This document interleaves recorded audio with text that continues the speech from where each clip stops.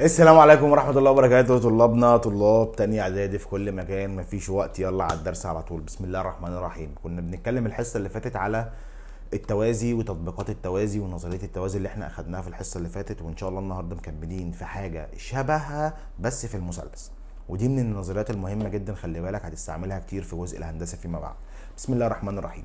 نظرية 2 عندي في التوازي، بيقول لي الشعاع المرسوم من منتصف ضلع في مثلث موازيا احد الضلعين الاخرين فانه ينصف الضلع الثالث. سمي الله واحده واحده كده. الشعاع المرسوم من منتصف ضلع في مثلث، ادي الشعاع ومرسوم من المنتصف، الحته دي بتساوي الحته دي.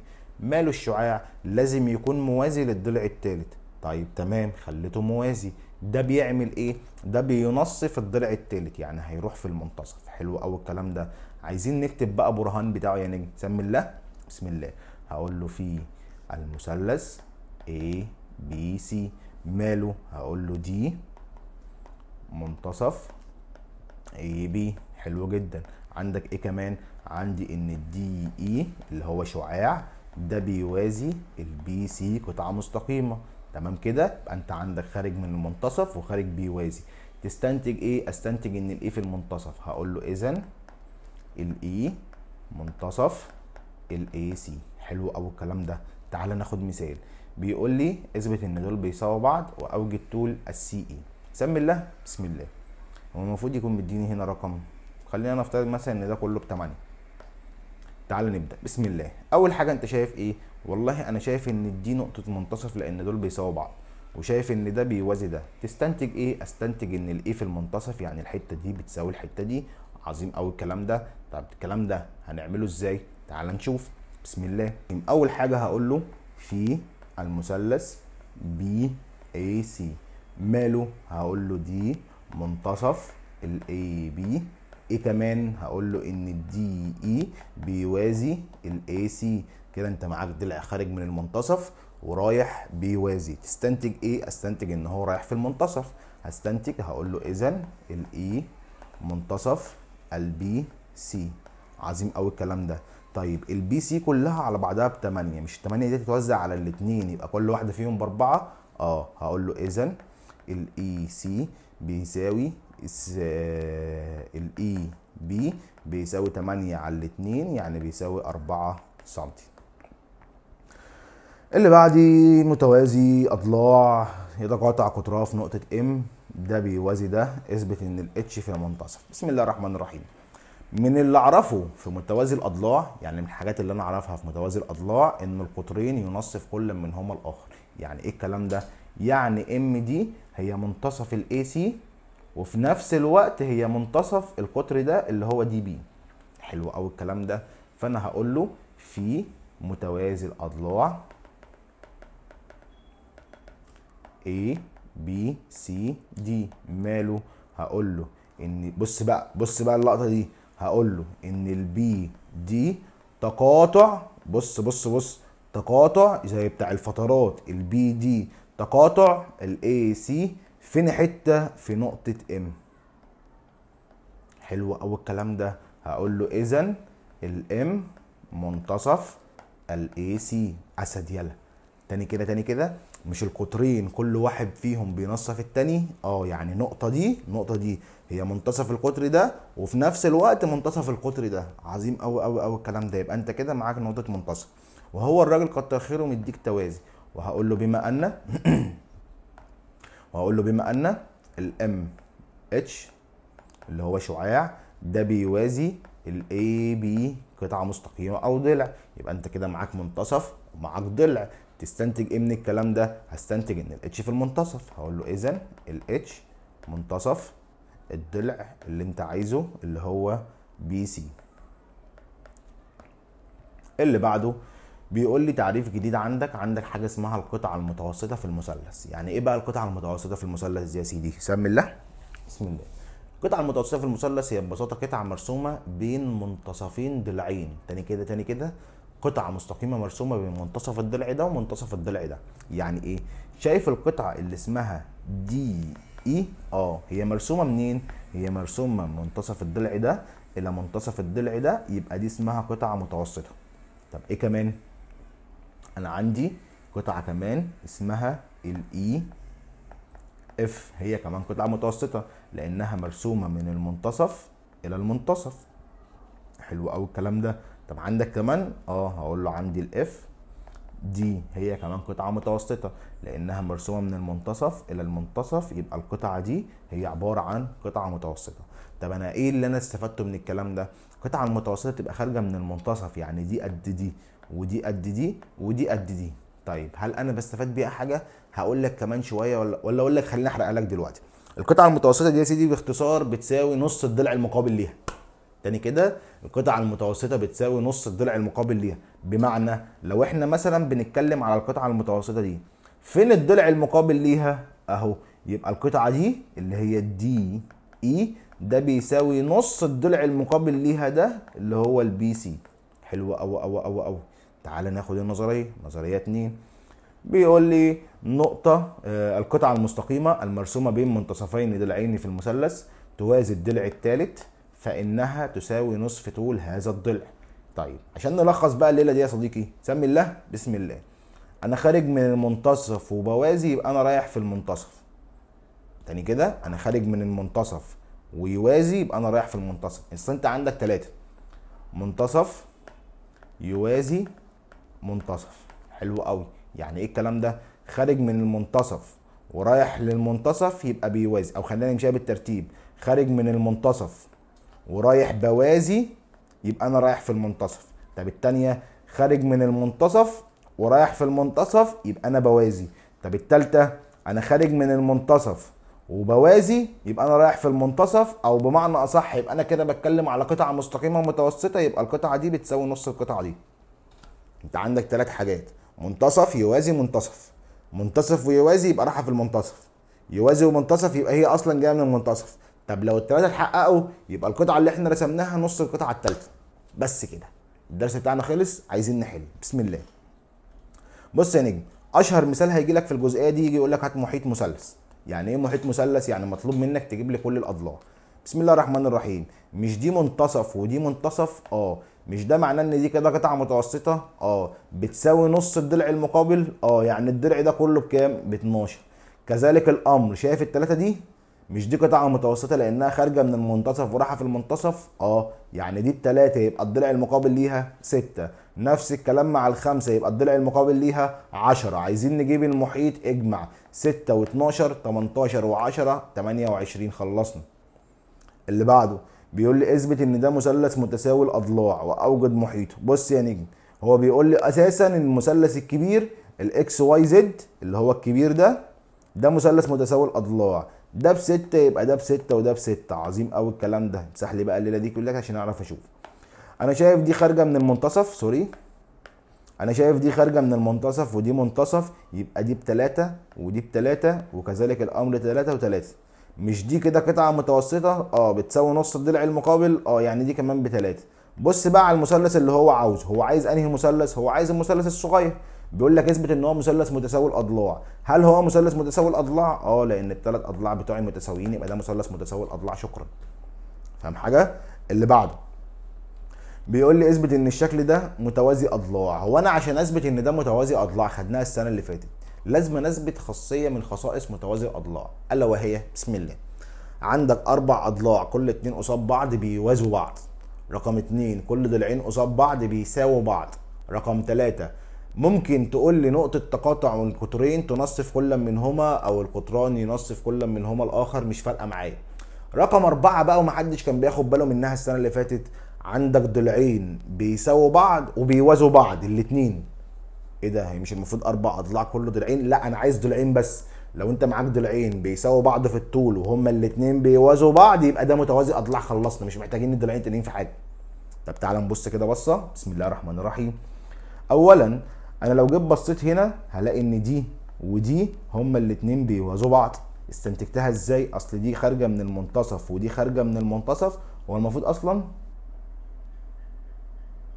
السؤال ناقص اصلا، احنا ما كتبناش السؤال كامل. بيقول لي ان الدي سي بيساوي نص الاي بي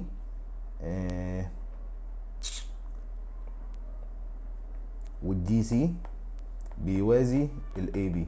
حلو قوي. تعالى بقى يا سيدي نشوف. انا عندي دي خارجه من المنتصف ودي خارجه من المنتصف، يبقى الخط ده بيوازي الخط ده، ده رقم واحد. طيب رقم اتنين، احنا كنا لسه قايلين دلوقتي او هو مديني في المعطيات ان الخط ده بيوازي الخط ده.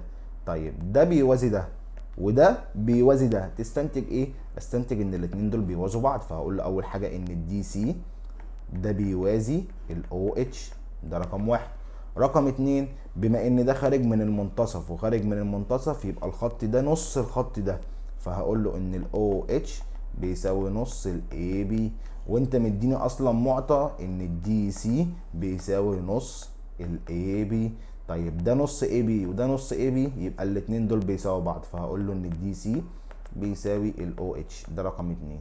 من واحد واتنين تستنتج ايه؟ انا شايف ضلعين بيوازوا بعض وفي نفس الوقت بيساووا بعض، يبقى يبقى الشكل بتاعي ده عبارة عن متوازي اضلاع. حلو قوي الكلام ده. عايزين بقى نرجع نحل الاسئلة اللي احنا سيبناها في الحصة اللي فاتت. بسم الله الرحمن الرحيم. اول سؤال بيقول لي الشعاع المرسوم من منتصف ضلع، احنا كنا قايلين ثلاثة، منتصف يوازي منتصف وبتساوي النص، تمام كده؟ انا خارج من المنتصف وبوازي، يبقى انا رايح في المنتصف. ينصف الضلع الاخر. الشعاع المرسوم من منتصف ضلع في مثلث موازي احد الضلعين ينصف الضلع الاخر. القطعة المستقيمة المرسومة بين منتصفين ضلعين، منتصفين ضلعين في مثلث، نقط الضلع الثالث بتوازيه. طول القطعة المتوسطة ده بيساوي نص الضلع الثالث. من غير ما تكمل، اذا قطع مستقيم عدة مستقيمات متوازية، ده السؤال، ده الحصة اللي فاتت، بس هنحله بالمرة. وكانت اجزاء القطع المحصورة بين هذه المستقيمات المتوازية متساوية في الطول، فان الاجزاء المحصورة بينهما لاي قطع اخر هتكون برضو متساوية. اللي بعده بقى يا نجم، وده اللي يهمنا، عايزين نجيب الاي دي في المنتصف، دي في المنتصف، يبقى دي بيوازي دي وبتساوي نصها، دي بستة يعني دي بتلاتة. اللي بعده دي في المنتصف، دي في المنتصف، يبقى الحته دي نص الحته دي. يعني ايه بقى الكلام دوت؟ بص كده، بص بص بص بص بص، مش احنا لسه قايلين ان الاتنين اكس زائد الواحد اللي هي الحته دي بتساوي نص الحته دي؟ يعني بتساوي نص التلاتة اكس زائد الخمسة. حلو قوي الكلام ده. عايزين نحل المعادله دي، نعمل ايه؟ اخلص من الاتنين، اضرب ده كله في اتنين. لما نيجي نضرب في 2، 2 في 2 اكس يعني 4 اكس. خلي بالك احنا الاول بنخلص من الاقواس، فانا شايف بره الاقواس اهي مضروبه، فهوديها الناحيه الثانيه مقسومه. 2 في 2 اكس يعني 4 اكس، زائد 2 في 1 ب 2، الكلام ده بيساوي 3 اكس زائد الخمسة. ودي ال 3 اكس هنا بالسالب وودي ال 2 هنا بالسالب، يبقى دول 4 اكس شيل منهم 3 اكس يعني اكس، 5 شيل منهم 2 يعني 3، يبقى الاكس بتاعت الثلاثه. او كان ممكن حد صايع بقى يلعب لي لعبه تانية، بيقول لي يا مستر هو مش ده نص ده؟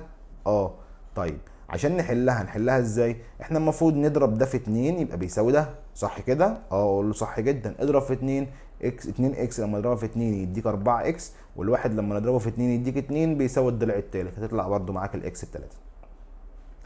اللي بعده بيقول لي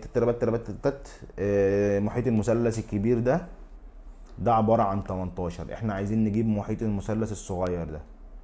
محيط المثلث الصغير ده هيكون ب9. ليه بقى؟ صلى على النبي. بص يا نجم، مش انت معاك الثلاث اضلاع دول مجموعهم 18؟ تعالى نفترض نحط اي ارقام. مش الضلع ده الحته دي نصه؟ والضلع ده الحته دي نصه؟ والضلع ده الحته دي نصه؟ يعني كل ضلع في المثلث الجديد نص الضلع في المثلث القديم. طب المثلث القديم كله ب 18، يبقى المثلث الجديد بكام؟ نص ال 18 9، بس كده. اللي بعده عايزين نجيب طول الاي بي. بص يا نجم، سمي الله بسم الله. انا شايف ان دي في المنتصف، حلو قوي. وايه كمان؟ بس يا مستر انا مش شايف غير ان دي في المنتصف. وشايف ان دي كمان في المنتصف، يبقى الخط ده بيوازي الخط ده، والخط ده نص الخط ده. طيب ماشي، ما انا مش معايا دي، ما هي دي هنجيبها ب 16، لان دي 8 يبقى دي نصها 16. حلو قوي الكلام ده. طب انت عايز تجيب مين؟ انا عايز اجيب الاي بي اللي هو الخط ده كله. طب ما يا مستر ولا مديني ده ولا مديني ده، ما انا كده مش هعرف اجيبه، صح؟ اقول لك غلطان وغشيم. ليه يا نجم؟ ما انت اهو عندك ده مثلث قائم، والمثلث القائم هو مديني فيه ضلعين، واحد ب6 وواحد ب8. تعرف تجيب لي الحته دي في فيثاغورس؟ فيثاغورس هربع هجمع هجيب الجذر تطلع ب10. نص الضلع ب10 يبقى الضلع التاني بكام؟ ب10، يبقى الضلع الكبير كله بكام؟ ب20. خلصت. خليك شواف. اللي بعده اللي بعده اللي بعده. بسم الله الرحمن الرحيم. انا شايف ان دي في المنتصف ودي في المنتصف، يبقى الحتة دي بتساوي نص الحتة دي. دي بستة يبقى الاكس بتلاتة. جميل، كمل. انا شايف برضو ان دي في المنتصف دي في المنتصف، يبقى الحتة دي نص الحتة دي. بس انا مش عايز نص، انا الواي عندي هنا زاوية. طب ما هي نجم، لو الواي بتاعتك زاوية دي ب42، يبقى المقابل ليها هي كمان 42. شكرا. اللي بعده بيقول لي دي كلها ب10، دي خارجة من المنتصف، دي ب60. ايه بقى العبث ده؟ دي 5 جذر 3، يبقى دي كمان زيها 5 جذر 3. ماشي.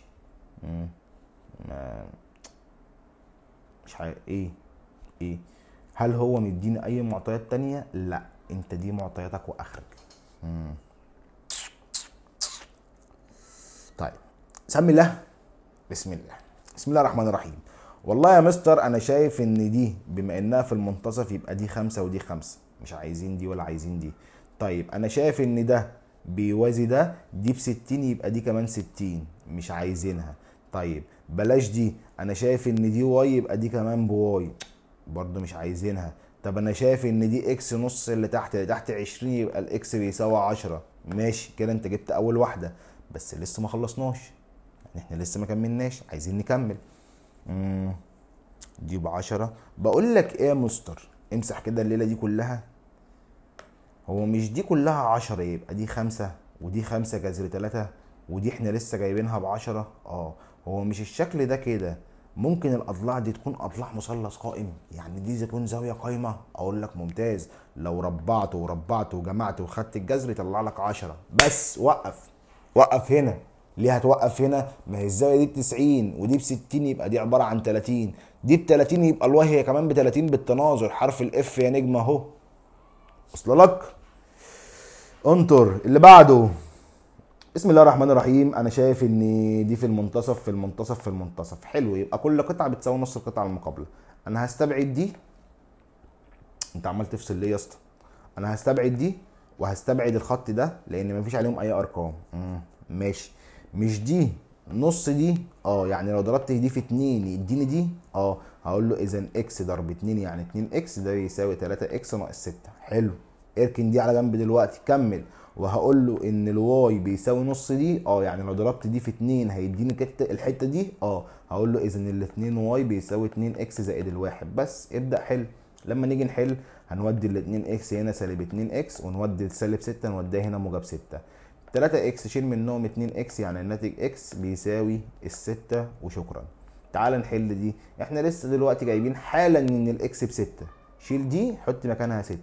2 في 6 ب 12 زائد 1 يعني 13، يعني الاتنين واي بيساوي ال 13. اقسم على الاتنين يعني الواي الواحده بيساوي 6 ونص. اللي بعده اوجد محيط المثلث AXY. AXY عايزين نجيب محيط المثلث تاني. بسم الله الرحمن الرحيم. انا شايف ان الحته دي ب4 يبقى دي كمان زيها ب4. ليه يا عمنا ب4؟ اصل يا مستر دي في المنتصف ودي بتوازي، يبقى هي رايحه في المنتصف، يعني دي قد دي ب4 يبقى دي ب4. الله ينور عليك. انا شايف ان دي ب6، دي احنا لسه اثبتين ده ان دي في المنتصف، وكده كده دي في المنتصف، يبقى ده بيوازي ده، والحته دي نص ال6 يبقى دي عباره عن 3. حلو قوي كده، احنا جبنا ضلعين، واحد ب4 وواحد ب3. فاضل لك الضلع ده. ما هي بما ان دي في المنتصف يبقى هنقسم ال10 عليهم هما الاثنين، يبقى كل واحده فيهم 5، يبقى كده معانا الثلاث اضلاع. عايزين نجيب المحيط. اجمع 4 و3 7 و5 يعني 12. اللي بعده اوجد محيط المثلث FED. FED عايزين نجيب محيط المثلث ده. صحصح بقى معايا كده بالله عليك، صحصح معايا كده بالله عليك. بسم الله. اول حاجه دي في المنتصف في المنتصف، يعني دي نص دي يعني دي 5. في المنتصف في المنتصف يعني دي نص دي يعني دي ب3. في المنتصف في المنتصف يعني دي نص دي يعني دي ب4. عايزين المحيط جمعهم 4 و3 يعني 7، 7 و5 يعني 12. دي ما فيهاش مشكله. كمل. بيقول لي اثبت ان المثلث ده قائم. انت بتدخل الدنيا ليه في بعضها؟ ما احنا كنا ماشيين كويس. بتدخلني في الدرس القديم ليه؟ ما هي الهندسه كلها كده يا نجم، او الرياضه بمعنى اصح كلها كده. الرياضه كلها مبنيه على بعضها. ما ينفعش ان انا افوت حاجه. بيقول لي اثبت ان ده مثلث قائم. طب اثبته ازاي ان هو مثلث قائم؟ متباينه فيثاغورس اللي احنا كنا واخدينها قبل كده. هناخد الضلعين الصغيرين لوحدهم والضلع الكبير لوحده. ربع ربع ربع، دول بتسعة دول ب16 مجموعهم يعني 25. 5 تربيع 25 الاتنين بيساووا بعض، يبقى ده مثلث قائم. في حاجة هنا؟ لأ. بس كده حلينا كل الأسئلة. والله أنا جامد. طب والمصحف يا جدعان أنا جامد؟ لأ بكلم بجد، أنا جامد. الله أكبر عليا، ربنا يا رب يحميني. أسيبك لحد هنا، إن شاء الله أشوفك على خير في الليسون اللي جاي. سلام.